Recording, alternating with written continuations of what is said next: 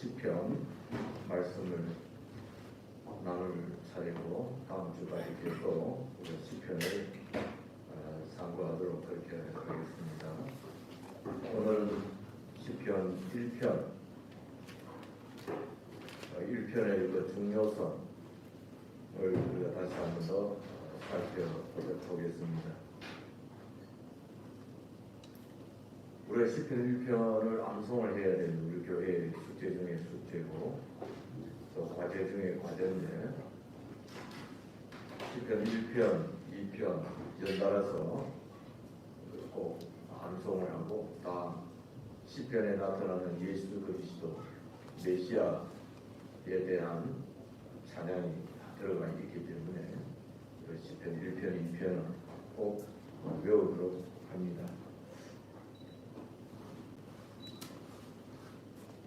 우리가 1편을 보면 신앙인의 삶, 악인의 삶 이게 이제 대조되어서 설명이 되고 있잖아요.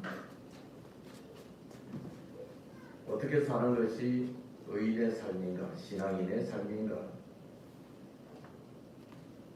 그리고 이렇게 살면 악인들의 삶을 살면 멸망할 수밖에 없다는 내용입니다.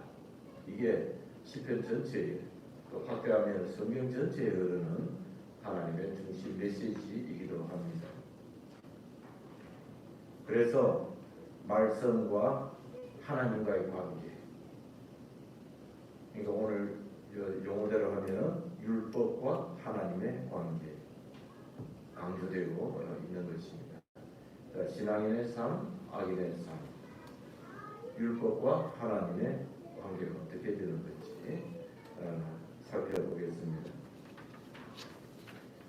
시편 1편은 말했듯이 시편 전체에 서론에 해당되는 역할을 합니다. 서론의 역할을 합니다. 시편 150편까지 그 방대한 그리고 이 시편의 저자들 그 기록한 연대를 쭉 계산해 보면 약 1000년간에 걸쳐서 기록된 거예요. 우리가 볼 때 시편 150편 마마 보면 그냥 바로 읽을 수 있는 양이지만 이 시편이 하나님 말씀으로 인정을 받고 기록되고 인정을 받기까지 약 한 1000년이라는 긴 기간이 여기는 스며들어 있습니다. 그래서 이 시편 전체의 서론이기도 하다. 그 1편의 중요성이 얼마나 큰지 알 수 있을 겁니다. 시작이 반이라는 말이 있잖아요. 시편 1편을 외우면 시편 전체의 50%를 외운 셈이니까 도전을 할 가치가 있죠. 그래서 신자의 그 복된 삶, 의인의 삶과 경건하지 못한 자, 악인들은 이제 다른 성경 번역에 영어 성경 번역으로는 경건하지 못한 자, 불경건한 자로 번역되어 있습니다. 그러니까 신자들의 그 복된 삶과 불경건한 자들, 악인들의 그 멸망이 대조되고 있고 대조시키면서 신앙의 본질을 가르치고 있는 겁니다. 그래서 이 시편 저자는 1편의 저자는 하나님 앞에서 의로운 삶을 사는 것이 가장 큰 복이다. 우리 인생이 다 복받기를 원하고 복 싫어하는 사람 아무도 없잖아요. 다 우리가 복을 받기 위해서 사실은 하나님을 믿는 것 아니겠어요? 하나님 앞에 의로운 삶을 사는 것이 가장 큰 복을 받는 비결이다 하는 것입니다. 그걸 구체적으로 1절에서 2절 보면은 1절 복 있는 사람은 악인의 꾀를 따르지 아니하며 악인들의 꾀를 따르지 아니하며 죄인들의 길에 서지 아니하며 오만한 자들의 자리에 앉지 아니하고 오직 여호와의 율법을 즐거워하여 그의 율법을 주야로 묵상하는 도다. 옛날에는 악인하고 단수로다 단수처럼 번역을 했는데 지금 우리 개정 우리 성경에는 복수로 다 되어 있습니다.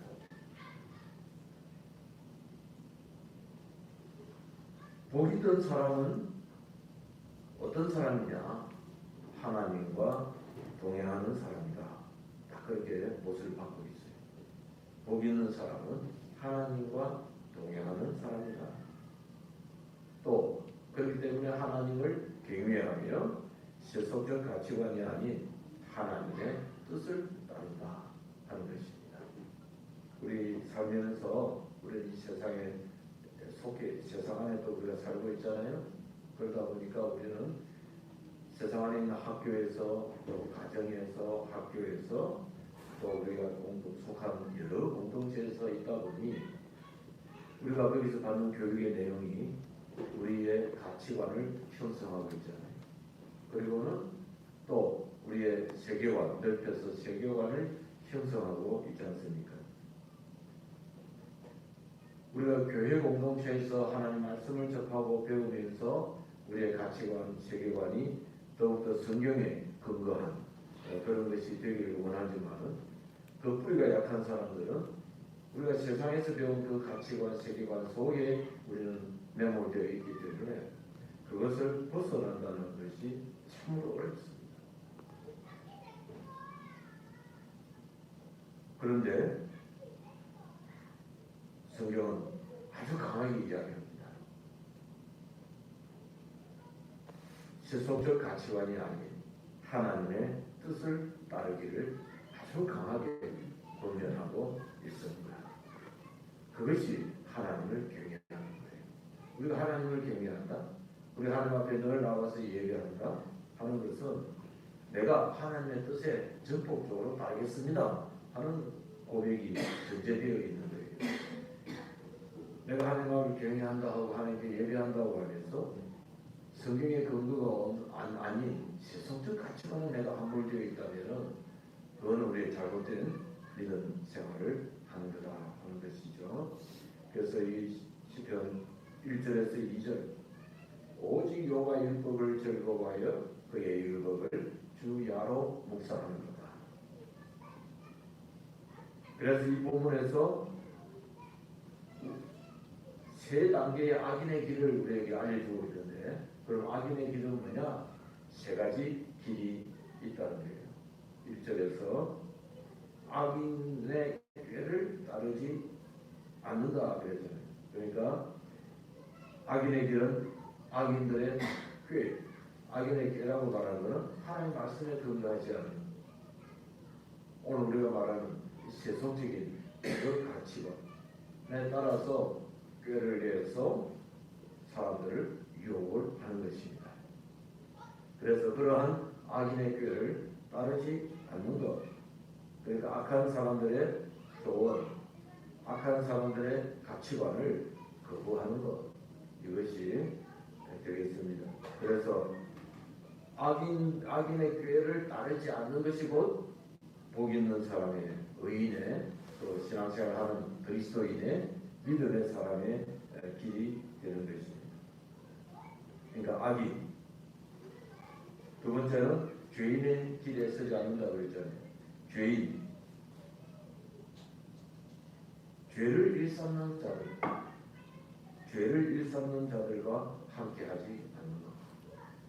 우리가 죄라 하는 것 여기서는 성경에서 이야기하는 하나님의 뜻에 거슬리는 또 율법에 거슬리는 하나님의 명령에 거슬리는 모든 것이 죄가 될 거예요. 네, 그것은 우리 양심이 벌써 하나님의 말씀에 내가 어긋난 일을 하고 있다라고 양심에서 계속 우리를 양심이 치고 있는 그런 것까지 성경은 죄라고 그랬죠.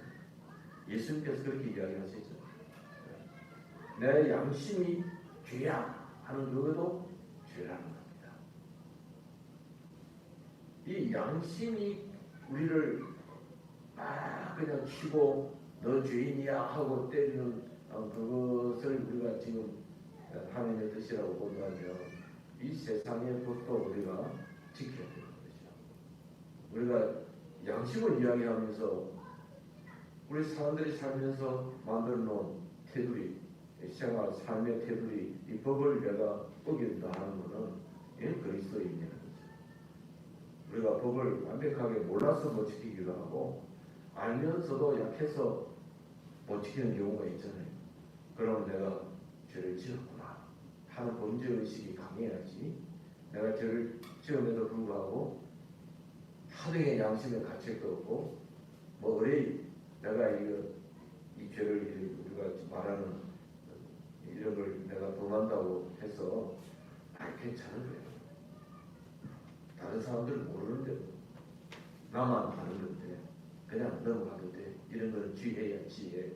사람이 이 땅에 살면서 지혜롭게 살아야지 하는 그런 생각을 가진다면 성경은 분명히 잘못된 거라고 가르칩니다. 우리가 적어도 하나님의 뜻을 이야기하면서 사는 저와 여러분들은 이 세상의 법도 지켜야 되는 겁니다. 악법도 지킨다는 말이 있잖아요. 그런데 문제는 그게 악법이면 우리가 악법을 수정해 나갈 수 있는 열정이 있어야 합니다. 우리가 서로 선한 뜻을 모아서 이거 잘못된 법이니까 고쳐주세요. 그런 일들을 그리스도인들은 적극적으로 해야 되는 거예요. 단 건전한 방법을 해야 되겠죠. 폭력을 동원해서 하는 것은 하나님 원하시는 것이 아니죠. 하나님이 폭력을 허용하신다면 벌써 하나님 그런 방식으로 이 세상을 섭리하신다면 그냥 벌써 콩가루가 다 됐을 거예요. 지구 땅덩어리가 이미 벌써 먼지로 다 변해질 거예요. 하나님은 한없이 참으시면서 인내하시면서 당신의 택한 백성들을 구원하시기까지는 관대함을 가지고 인내하시면서 참고 견디면서 오시는 거예요. 예수님이 오신 이후로 벌써 2025년이 지났습니다. 그만큼 하나님은 인내하시면서 저와 여러분을 기다리고 있는 거예요.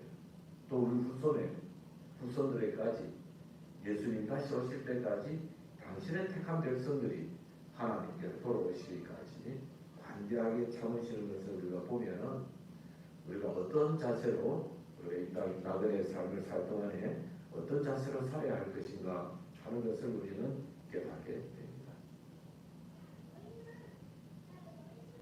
죄를 일삼는 자들과 함께하자. 분명히 제가 죄를 밥 먹듯이 죄를 짓고 있어요. 우리 눈에 봐도 죄를 짓고 있어요. 뭐 우리가 없을 때 무슨 죄를 짓고 있는지는 알지는 못하지만 우리가 같이 있는데 보니까 죄를 밥 먹듯이 그냥 아주 내 양심에 거리낌도 없이 죄를 짓고 있어요. 그런 분들, 그런 사람들과는 함께하지 않는 거다. 죄인의 길에 서지 않는 거다. 아까 악한 사람들이 좋은 그들이 가지고 있는 가치관을 우리가 거부한다고 그랬잖아요.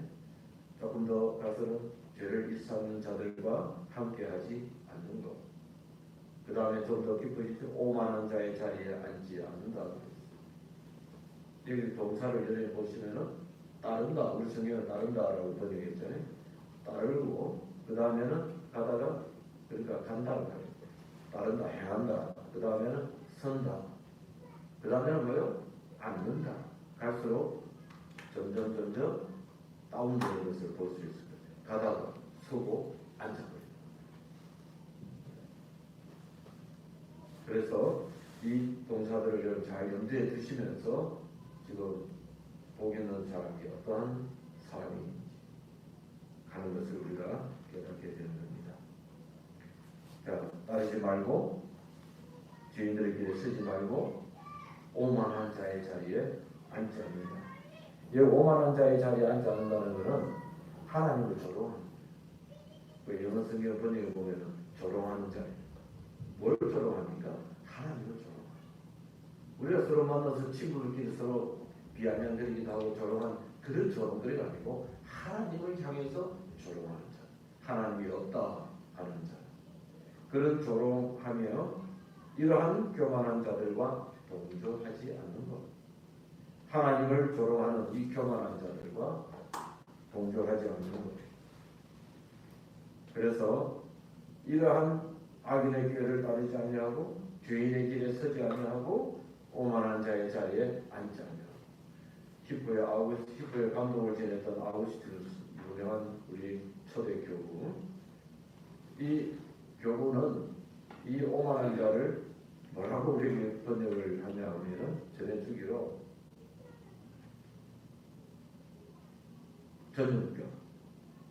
전염병 아주 치명적인 전염병, 그 전염병이라고 이야기하고 있어요. 이 오만한 자들이라는 이 단어에 아주 치명적인 전염병에 우리가 말하는 옛날에 죽을 병은 연병이잖아요. 연병. 이런 전염병, 이런 자리, 전염병의 자리, 그만큼 아주 이거는 그냥 구원의 가능성이 전혀 없는 절망의 단계를 이야기하겠죠. 그래서 이 완전히 걸리면은 살 길이 없이 바로 죽음으로 연결되는 그러한 병, 그 전염병의 자리에 앉지 아니하며 이렇게 했어요. 그러니까 의도는 뭐겠어요? 오만하다. 하나님을 조롱하는 이 교만의 자리에 있으면은 하나님보다 자기가 더 위에 있으면은 반드시 그는 멸망의 길로 간다. 구제의 가능성이 전혀 없는 것이에요. 이런 단계에 우리가 처하면은 안 된다. 그러니까 복 있는 사람들은 그런 자리에 앉지 않는다 하는 것입니다. 복 있는 사람은 2절에 하나님의 율법을 즐거워한다고 그랬어요. 그러니까 복 있는 사람은 이 세기를 따르지 아니하고 오직 율법을 즐거워하여. 율법은 하나님의 말씀. 하나님의 말씀을 즐거워하고 주야로 묵상하는도다 그랬어요. 주야. 여기서 묵상한다라고 했을 때는 묵상하기 우리가 하는 것은 하나님 말씀을 묵상한다는 것은 또 어떤 뜻이 있어요? 그 말씀을 내 심비에 새긴다 그 말이죠. 그러니까 내가 암기한다 그 묵상을 오래 하면 그게 말씀에 새기지잖아요. 마음에 새기지면 암기가 되잖아요. 여기서 묵상은 단순히 그 단계를 이야기하는 것은 아니다. 내가 말씀을 많이 묵상해서 암송을 했어요. 우리 교회가 지금 암송 오후마다 하는데 그 암송하는 것으로 그게 묵상의 끝이 아니고 여기서 말하는 암송은 그 말씀에 대한 깊은 이해와 그 다음 말씀대로 따르며 사는 실천을 이야기하는 것이 거기까지 묵상이라고 하는 것입니다. 그래서 우리가 말씀을 깊이 이해하고 그 말씀을 우리가 생활에 실천하는 거기까지 율법을 즐거워하고 주야로 묵상하는도다. 그래서 그렇게 우리가 이해를 해야 할 것입니다.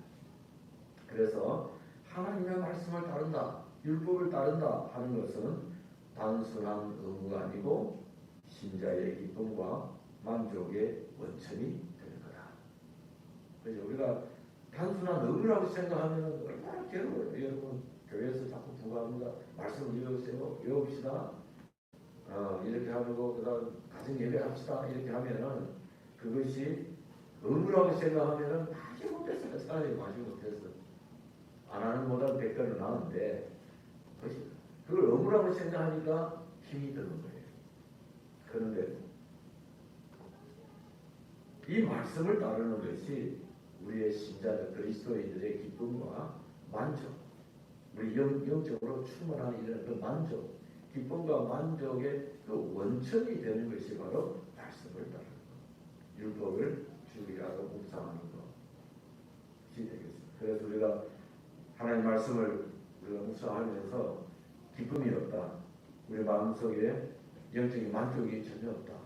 그러면 내가 지금 묵상을 잘못하고 있다 하고 판단하면 되겠죠. 그럼 내가 이 말씀을 접할 때마다 너무 기쁨이 넘쳐요. 하나님 이걸 내가 깨닫게 해주셔서 감사합니다 하고 그냥 기쁨이 충이라고. 그러면 자연히 만족감이 넘치잖아요. 내 삶은 지금 엉망인데 어려운데 하나님 말씀이 나에게 임하면서 그 말씀을 깊이 깨닫고 나니까 너무 기쁜 거예요. 만족감이 넘쳐요. 그래서 우리의 삶을 극복하고 승리하며 나갈 수 있는 것 아니겠습니까? 아까 제가 이야기했던 그 히포의 감독을 지냈던 초대교구, 용양교구. 항상 우리가 교회에서 믿음 생활을 지금 우리가 하고 있는 이거에 대한 체계화를 시켜준 것은 요한 칼빈 선생. 요한 칼빈 선생이 종교개혁가, 이 시대 종교개혁가. 그분이 제일 많이 의존했던 초대 교구가 히포의 감독을 지냈던 아우구스티누스. 여러분 옛날 어거스틴이라고 배웠어요. 그 아우구스티누스가 가장 많이 칼빈에게 영향을 미친. 그럼 어거스틴은 누구에게? 아우구스티누스 누구에게 가장 큰 자기의 가르침에 뿌리를 두고 있는 자가 누굴까요? 인간적으로 사도 바울이에요. 사도 바울 서신을 집중적으로 연구하셔가지고 그가 사도 바울의 체계 속에 빠진 분이에요. 그럼 사도 바울은 누구한테 빠진 사람이에요? 예수 그리스도지 않습니까? 다메섹 도상에서 예수 그리스도를 직접 만난 분이잖아요. 그러니까 사도 바울이 이야기하는 모든 것은 다 예수 그리스도로부터 나오는 것이고 예수 그리스도를 지향하고 있는 것이에요. 그렇기 때문에 우리의 구세주 오직 예수 그리스도, 우리를 죄에서 구원하시고 우리를 영생으로 인도하실 가장 중요한 역할을 하는 삼위일체 하나님 가운데 예수 그리스도, 우리를 위하여 십자가에서 자기 몸을 주셨잖아요. 우리가 죄의 값을 지불해야 될 건데 우리는 그 값을 지불할 능력도 없어. 예수님께서 당신 몸을 우리를 위해서 제물로 드려서 속죄, 죄에 대한 값을 지불했다 그 이야기. 그러니 그 예수 그리스도 중심의 시스템을 믿는 우리가 뭘 믿고 있는가? 신앙의 도리의 체계를 바울이 세웠다 그 이야기. 그것을 가장 깊이 깨달았던 사람이 교부들 가운데 히포의 감독 아우구스티누스. 그 아우구스티누스 신학이 가장 많이 의존한 사람이 우리 장로교 시스템을 만든 신앙의 체계를 만든 요한 칼빈 선생이에요.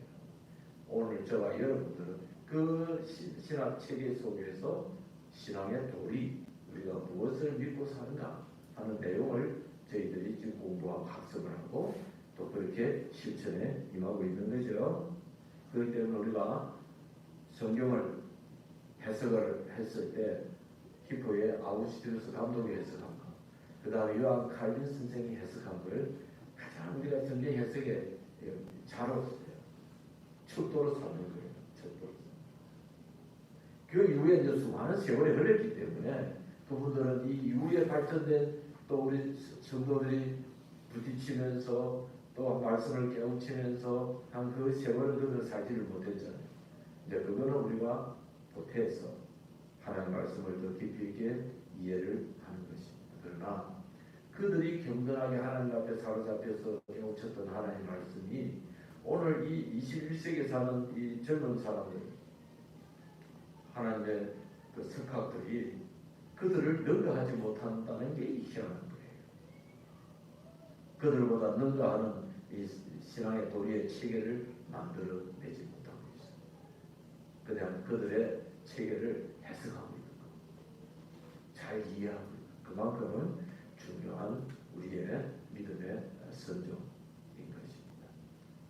그런데 어떻게 보면 고마워요. 하나님한테 참 고마운 게 변명이 아니고 아우구스티누스 그 다음에 요한 칼빈 같은 선생들을 수없이 막 그냥 하나님이 그냥 보내셨더라면 우리가 그들의 그 작품들을 읽기도 힘들 거예요. 너무 많았어.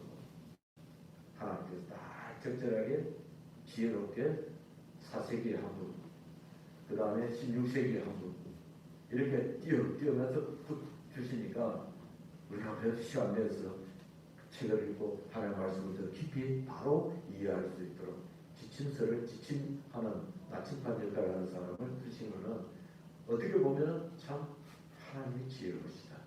우리를 많이 생각하시구나. 그죠? 여러분 연주자들도 마찬가지 아닙니까? 4대 악성 같은 그런 작곡가들을 한 200명, 300명, 500명 이렇게 남겨놓으면 그분들 곡 연주하기도 일생 동안 다 못할 거예요. 일생 동안. 기라슨 같은 천재들이 지금도 작곡을 하고 있지만 그 우리가 즐겨 듣는 음악은 다 옛날에 4대 악성이라고 하는 그분들 작곡가 곡을 더 우리가 귀를 많이 기울이지 않습니다. 하나님 앞에 감사하지. 그러나 노력하지 말라는 뜻은 아닙니다. 하나님 은혜를 주시면 또 열심히 곡에 담아서 작곡도 해야 되고 또 즐겨 연주도 해서 하나님께 영광을 돌려야지. 제 말은 너무 많은 훌륭한 사람들을 안 두시는 것도 역설입니다. 하나님 저희들 불쌍히 여기셔서 하나님 말씀을 공부하는데 그런 사람들이면 충분하다. 그래 너희들도 이런 범위 내에서 이런 체계 속에서 이 말씀을 잘 깨달아 살도록 하라 하는 뜻이 있는 것 같아요.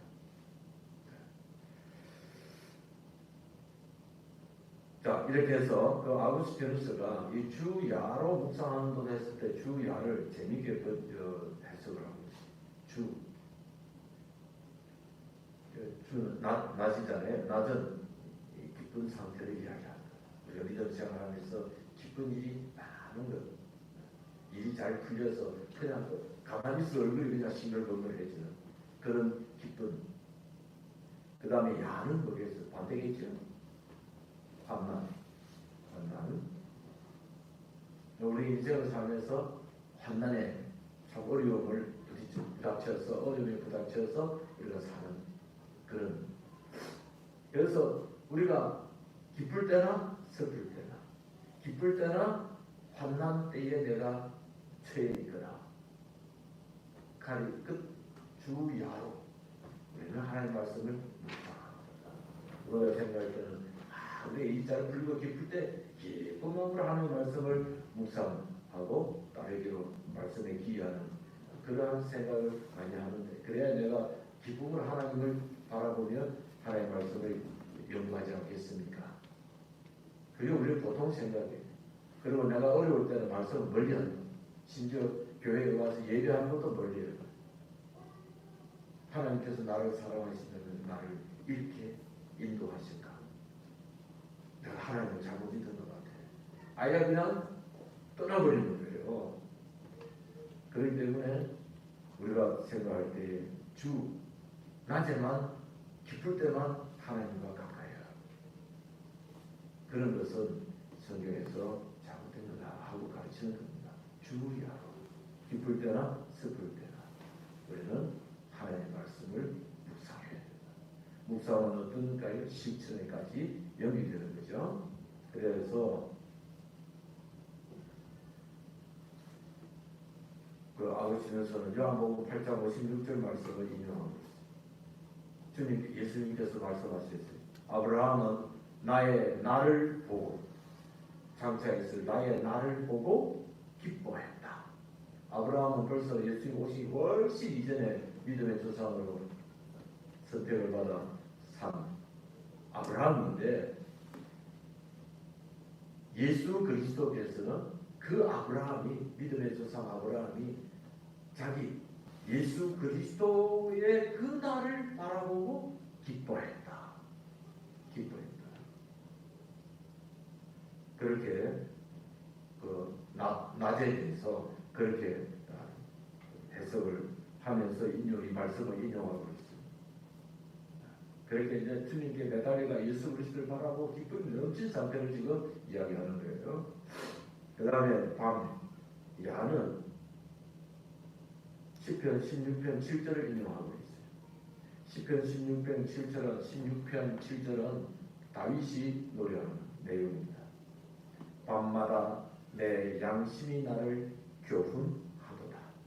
밤마다 내 양심이 나를 교훈하도다. 양심, 여기 양심이 나오는데 이 양심은 성경에서는 콩팥, 우리는 지금 양심이라는 단어로 번역을 하고 있는데 원래 쓰여있는 단어는 콩팥이라는 거예요. 콩팥. 그러니까 콩팥이 인간에게 가장 중요하다. 사람들이 그렇게 인식을 해나 의학 전문가들은 그렇게 생각하는 거예요. 그래서 콩팥이 중심이다. 인체의 가장 핵심적인 그 기능을 하는 그 기관이다. 그래서 양심이라는 단어에 콩팥이라는 단어를 넣어가지고 콩팥이 나를 교훈한다. 오늘 우리는 콩팥이 나를 교훈한다는 무슨 말인지 우리는 몰라요. 근데 그때 그 당시에 전에 썼던 그 시대에 사람들이 콩팥을 썼을 때는 오늘 우리가 양심이라고 하는 그것으로 살겠다 그 뜻입니다. 그래서 밤마다 내 양심이 나를 교훈하다. 콩팥이 죽어버리면 우리 인생이 죽는 거잖아요. 콩팥이 기능을 많이 못하면 하나님이 오늘 한 사인이지 않습니까? 그렇기 때문에 그 중요한 내 몸의 중심에서 그 말이 내 속의 중심에서 자꾸 나를 교훈하다.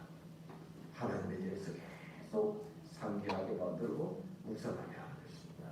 그래서 밤마다 내 양심이 나를 교훈하다. 밤, 그 조용한 밤, 일을 할 수 없는 밤.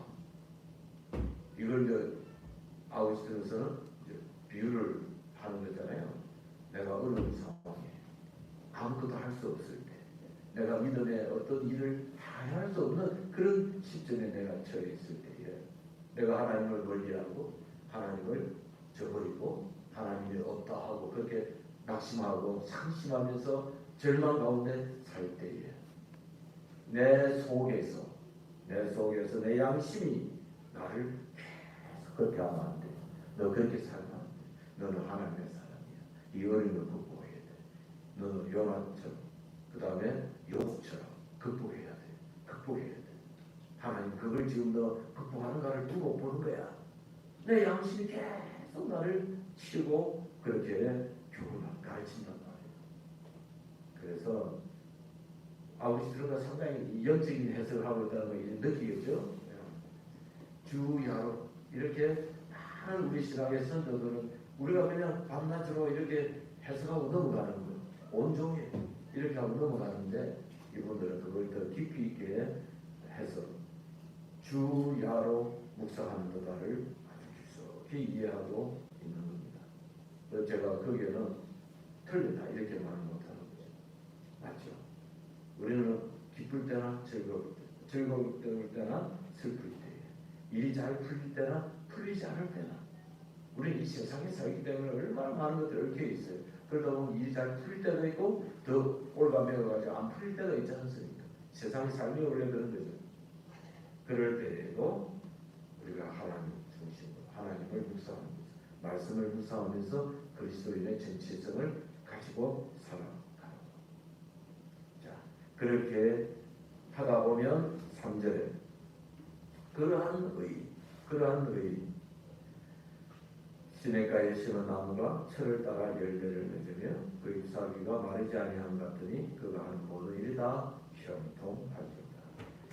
그래서 신자는 하나님의 은혜로 인해서 시냇가에 심긴 나무처럼, 이때 시냇가에 심은 나무 대충 심은 게 아니고 아주 단단하게 심은 나무, 그죠? 단단하게 뿌리가 깊이 내린 단단하게 심은 나무처럼 영적인 양분을 공급받는다.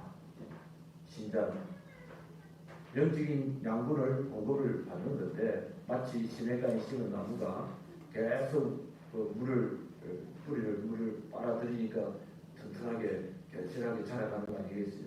그것처럼 그리스도인들은 하나님의 은혜로 인해서 영적 양분을 공급을 받는다. 그 이야기예요. 영적 양분을 공급받는 것은 하나님의 전적인 은혜다 하는 것입니다. 그래서 이 하나님의 공급을 지속해서 받으면서 신앙의 열매를 맺는다. 사도 바울의 용어로 말하면 성령의 9가지 열매를 맺는다.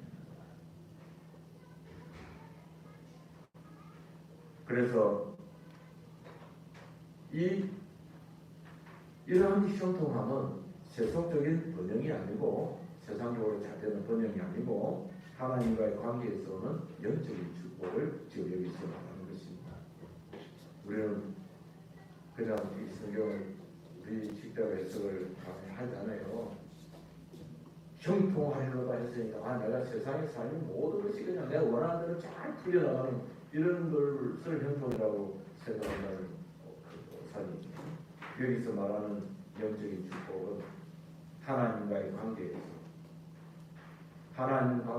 오는 영적인 축복을 말하는 것입니다. 그래서 세속적인 번영만 이야기하는 것은 아니다 하는 것을 우리가 알아야 되겠습니다.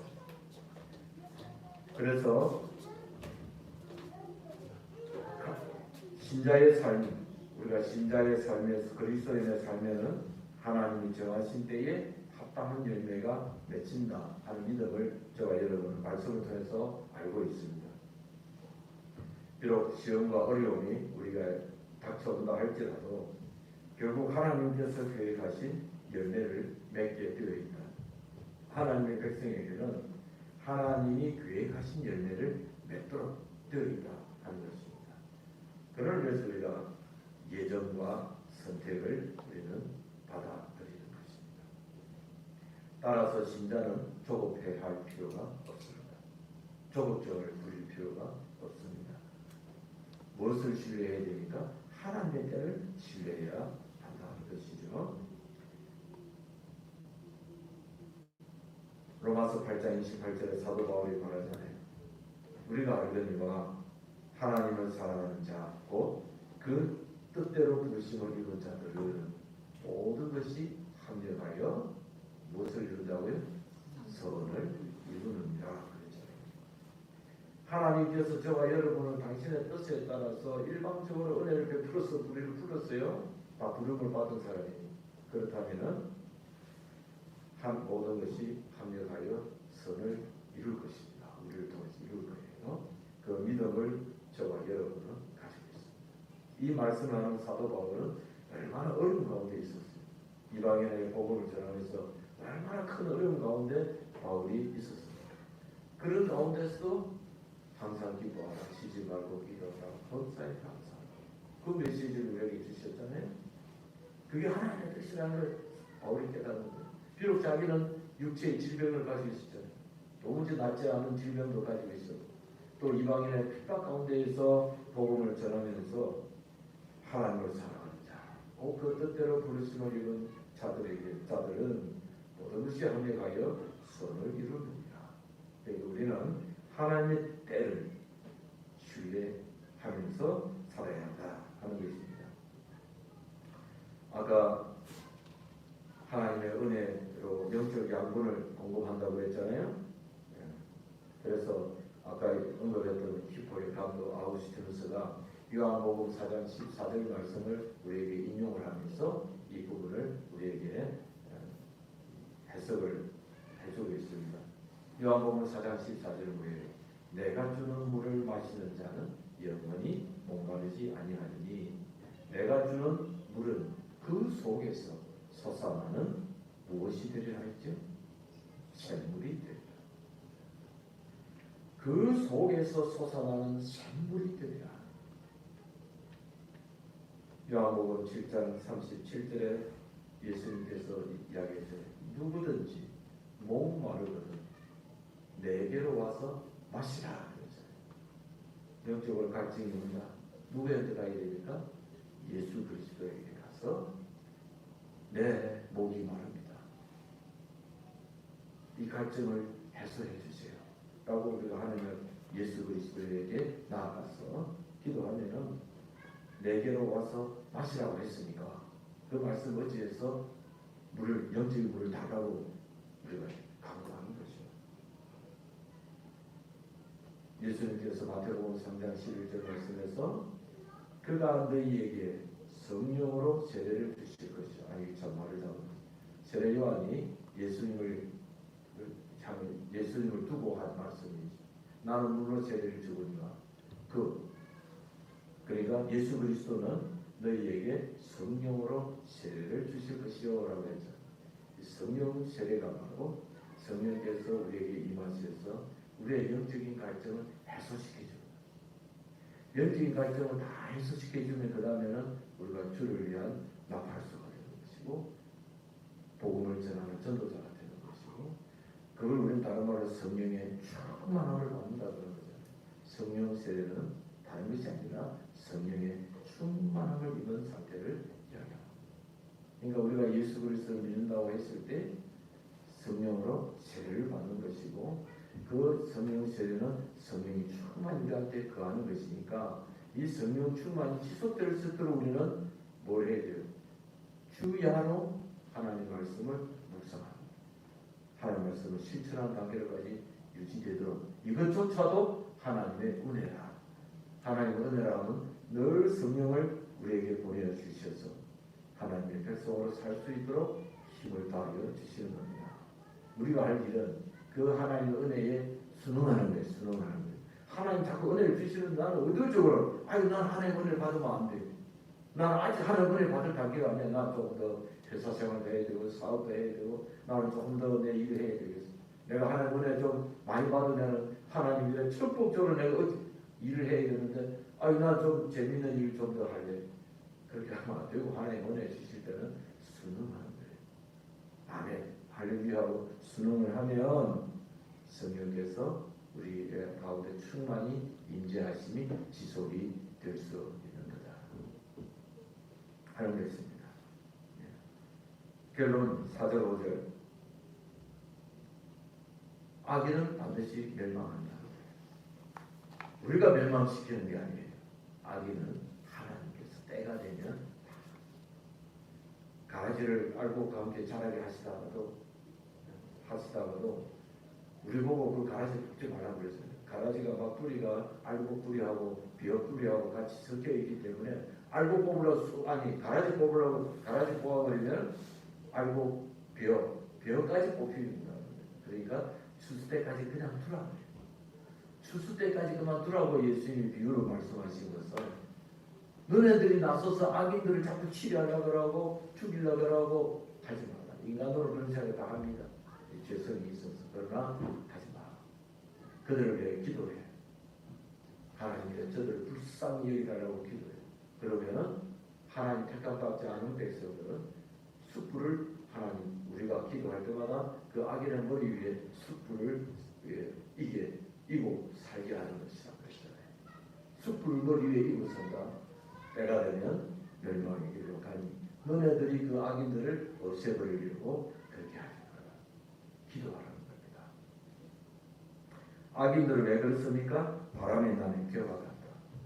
그러므로 악인들은 심판을 견디지 못하며 죄인들이 의인의 회중에 들지 못하리로다. 겨라는 것이 죽정이잖아요. 죽정이는 바람이 불면 휙 날아가는 거예요. 옛날 시골에서 농사 짓고 쌀 벼를 추수해서는 그다음 탈곡기에다가 탈곡기를 돌리면서 그 벼에 달려 있는 알곡을 분리시킵니다. 분리시키고 난 뒤에 그것을 가만히 담기 전에 바람에 날립니다. 바람에 날리면은 벼가 샥 날아갑니다. 옛날에 추수할 때 다 그렇게 했어요. 탈곡할 때 그렇게 해서 바람에 날리면서 그래서 가만히 담고 보관을 하고 그 다음에 이제 방앗간에 가서 쌀을 찍고 그러죠. 그래서 바람에 나를 정도로 가볍다 그 이야기예요. 죽정이는 샥 날아가 버리니까. 그러나 의인은 견고한 나무와 같다고 그랬잖아요. 의인들은 바람이 불어도 날아가지 않습니다. 그러나 죄인들과 악인들은 바람 확 불면은 다 날아갑니다. 쉬 사라져 버립니다. 세상에서 그들이 잠시 벗어나는 것 같지만은 결국 하나님의 심판 앞에서는 다 사라질 존재들이다. 그걸 두려워. 우리는 영혼을 사모하면서 영혼을 보장받는 사람들은 우리에게 주어진 그 영원이라는 걸 우리가 실수도 도무지 머리에 상상도 안 되는 그 영혼의 세계에 우리가 들어갈 사람들은 이 땅에 있는 악인들의 잠시의 번성함을 부르고하죠.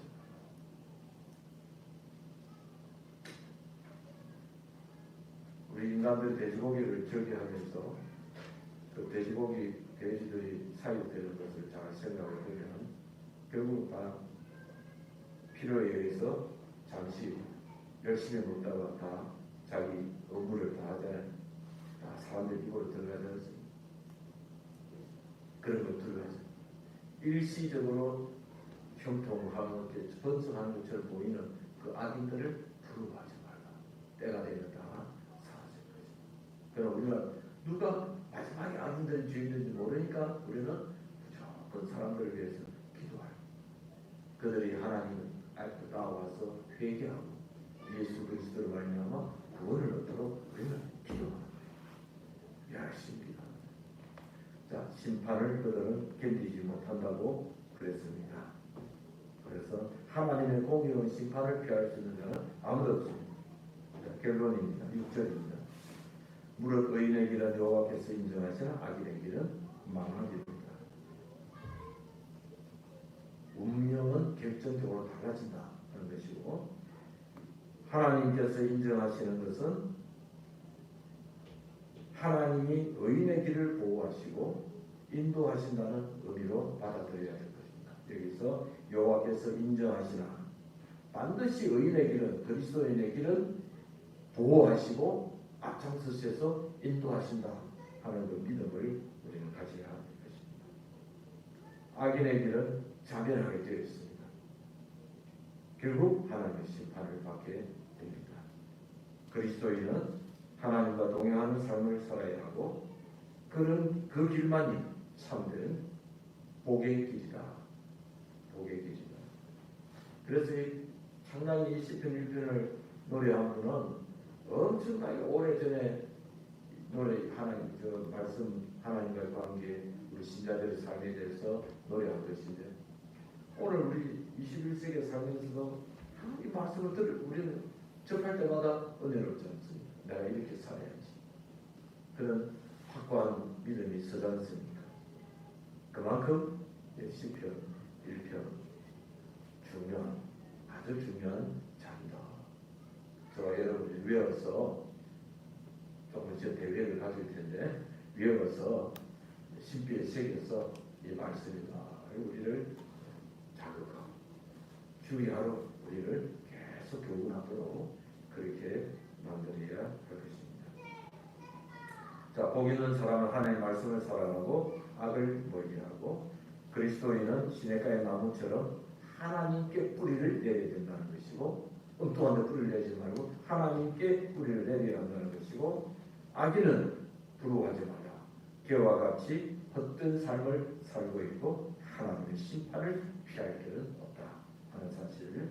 그리고 의인의 길은 반드시 하나님께서 인정하시고 보호하시고, 악인의 길은 멸망에 이르게 됩니다.